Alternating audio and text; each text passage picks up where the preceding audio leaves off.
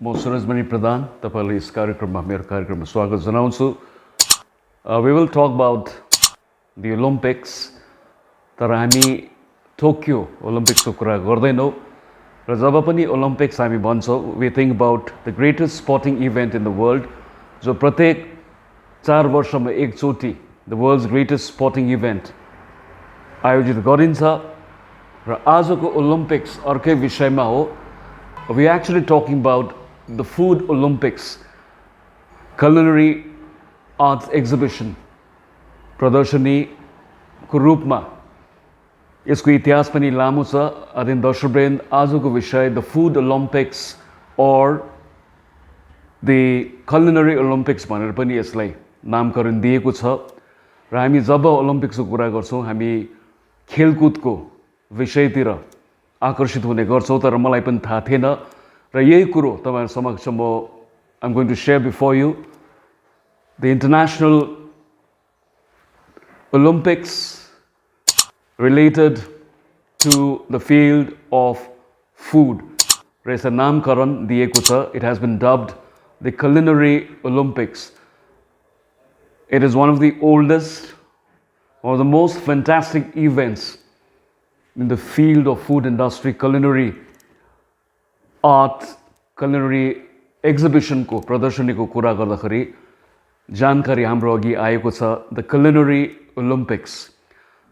अब यसको इतिहासलाई अलिकति निहालेर हेर्नु हो भने we'll have to go to Germany.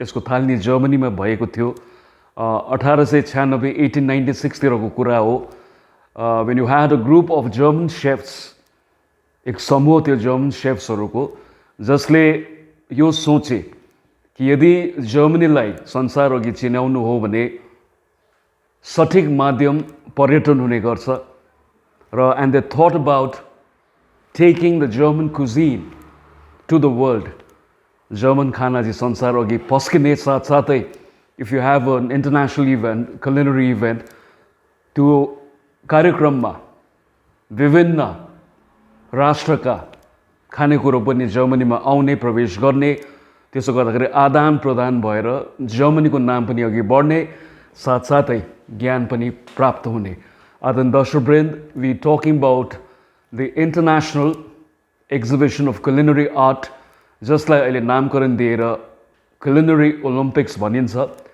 र culinary is related to the field of cooking र कुकिङको कुरा गर्दाखेरि अफकोर्स खाना त बनाउनै पर्यो फर्स्ट प्रिपरेसन चाहियो that is making food cooking आयो त्यसपछि आयो सठिक ढङ्गले प्रदर्शन गर्ने presentation so culinary art culinary Olympics become very popular र यसको इतिहास यसो हेर्दाखेरि अघि हामीले कुरा गऱ्यौँ 1896 मा यसको थालनी भयो the first culinary art exhibition भनौँ It was done in 1900 in Frankfurt in Germany.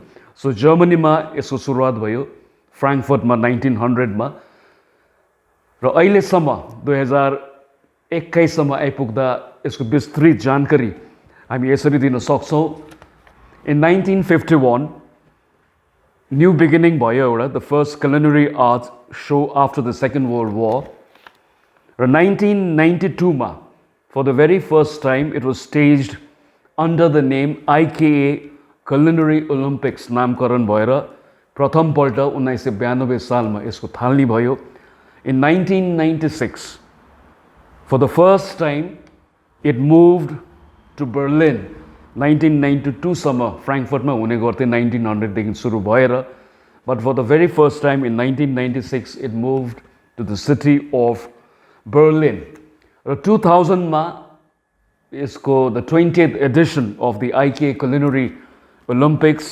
यसको सुरुवात भएको एफर्ट इन जर्मनी र गत वर्ष महामारी before the pandemic hit the world in a big way February महिनामा 2020 मा the 25th Edison silver jubilee भनौँ IKA Culinary Olympics को it was held in Stuttgart 2020 मा the 25th edition of the IKA Culinary Olympics it was held in the city of Stuttgart, जर्मनीमा प्रथमपल्ट before the world entered into a phase of lockdown and the repeated stage of being in a state of uncertainty.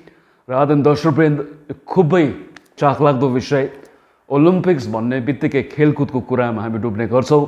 Culinary Olympics, like the traditional Olympics जुन चाहिँ हामीले बुझ्छ Tokyo 2020 मा हुनु पर्थ्यो त्यस्तो ओलम्पिक्सको कुरा गर्दा यो पनि प्रत्येक 4 वर्षमा एकचोटि हुने गर्छ र गत वर्ष 2020 मा सिल्भर जुबली यसले स्टुटगार्ट जर्मनीमा भव्य रूपमा यो कार्यक्रम सम्पन्न भयो र 2024 र 2028 मा पनि स्टुटगार्टमा नै यो कार्यक्रम यो आइके कुलिनरी ओलम्पिक्स त्यहाँ हुने भएको छ र अहिले हामी महामारीमा छौँ अनुकूल वातावरण छैन. Most of the restaurants and hotels नकारात्मक रूपमा यसले यो क्षेत्रलाई असर पारिरहेछ र यो ओलम्पिक्स कुलिनरी ओलम्पिक्स जब हामी कुरा गर्छौँ यो पनि 4 वर्षमा एकचोटि हुने गर्छ र यसको विशेषता चाहिँ के छ भने अरू ट्रेडिसनल ओलम्पिक जुन चाहिँ स्पोर्टिङ इभेन्टको हामी कुरा गर्छौँ त्यसमा चाहिँ के हुन्छ प्रत्येक 4 वर्षमा एउटा नयाँ सहरले आयोजना गर्ने एउटा अवसर प्राप्त गर्छ. But as far as the culinary Olympics is concerned it stage in Germany. अघि हामीले कुरा गरौँ 1900 मा फ्र्याङ्कफर्टमा सुरु भएर 25th एडिसन इन 2020 स्टुटगार्टमा सम्पन्न भयो. But this Olympic remains in Germany. अब सामान्य ओलम्पिक्स जसको यसको पनि उद्घाटन समारोह हुन्छ ओपनिङ सेरेमनी हुन्छ. The Olympic flame is lit in the opening ceremony. र अन्तिम दिनमा you have भव्य रूपमा the grand celebration of the presentation of the medals to the podium finishers. अब यो कुलिनरी ओलम्पिक्सको कुरा गर्दाखेरि यसलाई चाहिँ अर्गनाइज अथवा आयोजना कसले गर्छ भन्दा चाहिँ द जर्मन शेफ्स एसोसिएसन यही सङ्गठनले अहिलेसम्म पनि आइके कुलिनरी ओलम्पिक्स आयोजना गर्दै आएको छ. सो कम्पिटिसन पनि मिठो प्रकारले हुने गर्छ. There are lots of categories बिचमा सब क्याटेगोरिजहरू हुने गर्छ. जस्तै सुरुमा कुरा गर्दाखेरि नेसनल क्याटेगोरी बेग्लै हो. It is for the seniors. त्यसपछि जुनियर नेसनल टिमको प्रतिस्पर्धा बेग्लै प्रकारले हुन्छ. कम्युनिटी केटरिङ अर्कै विषय छ. मिलिट्री टिम्सको पनि प्रतिस्पर्धा बेग्लै प्रकारले हुन्छ. त्यसरी मिलिट्री टिम्सहरू भयो इन्डिभिजुअल साथसाथै रिजनल टिम्स पनि जसमा तपाईँको कार्भिङहरू आउँछ त्यहाँ कुरा लाइभ कार्भिङ जस्तो कुराहरू. कुलिनरी आर्ट भयो पेस्ट्री आर्ट भयो culinary artistry, pastry artistry. So यो भयो तपाईको कम्पिटिसनको विभिन्न कार्यक्रमहरू rather than दर्शकवृन्द र विशेष कारणहरू छ why you should actually attend the culinary Olympics भन्दाखेरि चाहिँ नम्बर 1 जसरी नर्मल ओलम्पिक्सको हामी कुरा गर्छौँ ओलम्पिक स्पिरिट खेलको भावना यस culinary ओलम्पिक्समा पनि हामीले देख्न पाउँछौँ. अर्को हो अन्तर्राष्ट्रिय flavour because you have chefs from all over the world coming र अन्तर्राष्ट्रिय खानाको मिठास हामीले अनुभव गर्न सक्छौँ. त्यसरी नै विभिन्न ठाउँबाट आएका विभिन्न देशहरूबाट आएका शेफ्सहरूले आफ्नो देशको खाना विषयमा पनि ज्ञान दिने काम उहाँले गर्छन्. र जब 1896 1900 तिर यसको प्रथमपल्ट कुलिनरी आर्ट एक्जिबिसन प्रदर्शन भएको थियो जर्मनीमा फ्र्याङ्कफर्टमा. द जर्मन शेफ्सहरूको पनि उद्देश्य त्यही थियो to take German food to the world to educate the world about Germany and also to be informed about the food habits of different parts of the world. त्यसो गर्दा यसको उद्देश्य अहिले पनि जारी नै छ. And today this culinary Olympics has become a major event. अब यो culinary Olympics ले गर्दा अरू यस्तै किसिमको फुड इन्डस्ट्रीमा रेभोल्युसन क्रान्ति आयो. यस्तै किसिमको culinary art exhibitions संसारभरि नै निरन्तर रूपमा आयोजना गरिन्छ. And that is why we remember the German chef's vision of taking culinary art at the highest pedestal. र जर्मनीलाई अहिले हामी culinary Olympicsले गर्दा पनि चिन्छौँ कस्तो प्रकारले ओलम्पिक्स culinary Olympics सञ्चालन हुन्छ भन्ने र 2020 14th February देखि 19 February 2020 मा the 25th edition Silver Jubilee भनौँ भव्य रूपमा स्टुटगार्ट भन्ने जर्मन शहरमा यो सम्पन्न भएको थियो before the world went into a complete shutdown लकडाउनले गर्दा है यसमा पनि मोटामोटी you had almost 67 nations chefs from 67 nations participating. झन्डै 1800 जस्तो you had around 1800 participants जसमा कुल मिलाएर around 800 culinary exhibitions अथवा प्रदर्शनी पनि राखिएको थियो जुरी एकदम स्ट्रङ थियो र यसमा भारतको पनि नाम a particular 16-year-old boy from Chennai, Yashwant Kumarle राखेका थिए when he won 4 silver medals at the 2020 Culinary Olympics. Yashwant Kumar. Really difficult to spell for me because in German. Yeah, 16 years old, you're so young and you already won a silver medal. 2 silver medals. 2 silver medals already. When did you start to carve? When I was 10 years old, I started my career.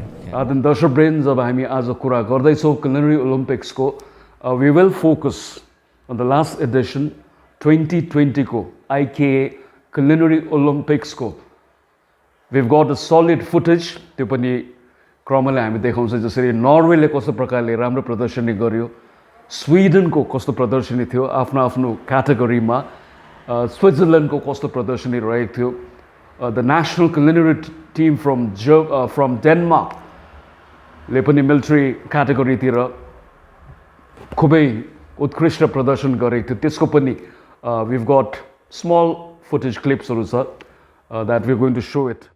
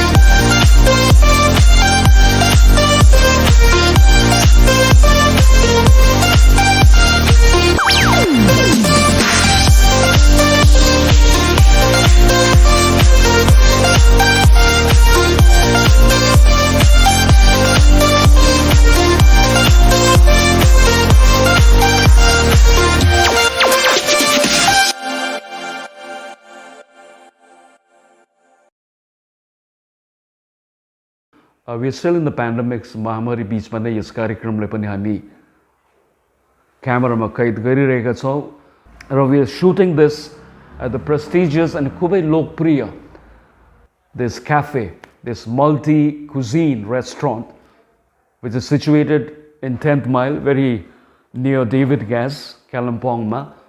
Squat Fusion यसको नाम हो. In दर्शकवृन्द, in the difficult times of the pandemic, our heart goes to every person affected. र विशेष रूपमा आज हामी कुरा गर्दैछौँ फुड इन्डस्ट्रीको त्यही कारणले our heart goes out to every chef, every person associated with this industry, the hotel and food industry.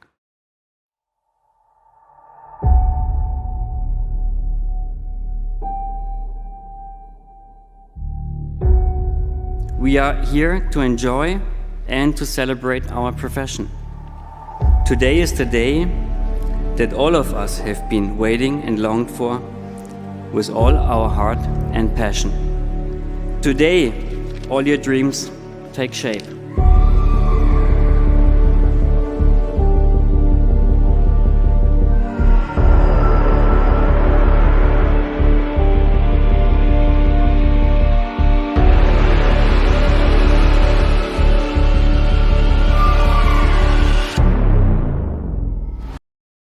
प्रार्थना दर्शकवृन्द आजको प्रकरणबाट म सुरजमणि प्रधान साथै मेरो नजिकबाट काम गर्नुहुने भाइ श्री रिन्चन दर्जी भुटिया यो स्क्वाड फ्युजन कालिम्पोङबाट हामी बिदा लिन चाहन्छौँ.